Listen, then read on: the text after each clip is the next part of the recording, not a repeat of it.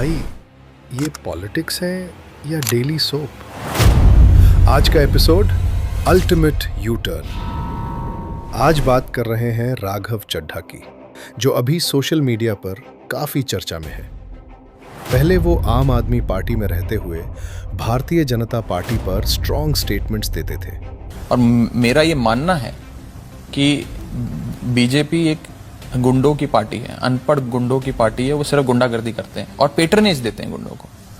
लेकिन अब अचानक सिचुएशन बदल गई और पब्लिक को लग रहा है कुछ तो गड़बड़ है।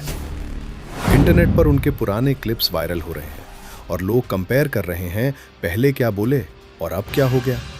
मीम्स वाले तो फुल एक्टिव हैं। पॉलिटिक्स बराबर no permanent friend, only permanent trend.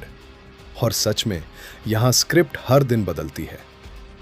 Raghav Chadha जितना बड़ा धोखेबाज शायद ही कभी देखा हो। मतलब पॉलिटिशियंस पार्टी बहुत बदलते रहते हैं, कोई बड़ी चीज नहीं है, लेकिन जितना नाटक इस एक बंदे ने किया था सोशल मीडिया पर जनता के मुद्दे उठाने का और इतने लोगों को बेवकूफ बनाने का, ये अनबिलीवेबल है। वो आम आदमी पार्टी आज पूरी तरीके से अपने सिद्धांतों से, अपने कोर मॉरल और वैल्यूज से, मतलब बहाना दे रहे हैं कि आम आदमी पार्टी में वो सिद्धांत नहीं रहे, वो मॉरल्स नहीं रहे जो पहले होते थे। लेकिन मुझे ये बता दो, वो मॉरल्स और सिद्धांत अचानक से बीजेपी में कहां से आ गए?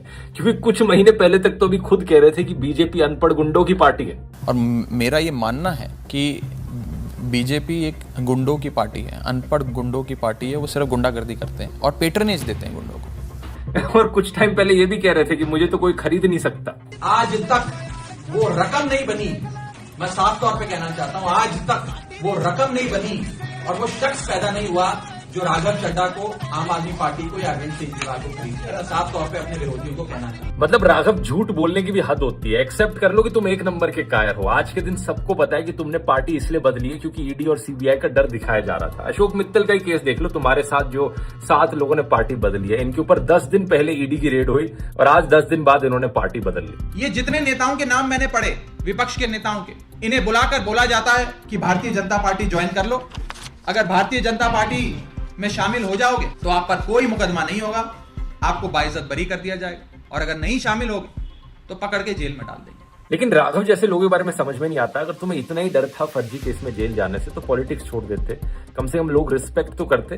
लेकिन अब जितनी रिस्पेक्ट कमाई थी, जितनी फॉलोइंग कमाई थी, एक ही झटके में सब गई। इन एजेंसियों का ऐसा राजनीतिक प्रयोग तो आजाद भारत के इतिहास में आज तक नहीं हुआ। और मकसद एक है कि इस देश को विपक्ष मुक्त कर दो, इंडिया को ऑपोजिशन लेस कर दो। अब बात करें उनके इंस्टाग्राम की। पहले उनके अकाउंट पर 14.6 मिलियन फॉलोअर्स थे और सिर्फ एक दिन बाद 12.1 मिलियन रह गए। मतलब मामला थोड़ा सीरियस लग रहा है। लोग कह रहे हैं, भाई ये सब पैसे का खेल है। लेकिन असली बात यह है, जो पब्लिक उन पर भरोसा करती थी, वो भरोसा अब टूटता हुआ दिख रहा है। भाई ये पॉलिटिक्स है या मोबाइल अपडेट? वर्जन चेंज होते ही पूरा सीन चेंज। इसी बीच राहुल गांधी ने भी बड़ा स्टेटमेंट दिया है। उन्होंने कहा, अब नरेंद्र मोदी का सारा सच जल्द सामने आएगा। आपने एप्स्टीन फाइल का नाम सुना है? जानते हो क्या है? 35 लाख फाइलें हैं बंद अमेरिका में, उसमें नरेंद्र मोदी की सच्चाई भरी हुई है। क्या है सचमुच में नरेंद्र मोदी? क्या है? महिलाओं की 24 घंटा बात करता रहता है, 24 घंटा, मगर आस्ते आस्ते अब उसकी सच्चाई निकलेगी। आप देखना, बचेगा नहीं। उन्हीं के लोग बात कर रहे हैं, बीजेपी के।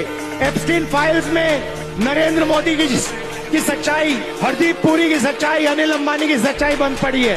और ट्रंप के हाथ में चाबी है ना?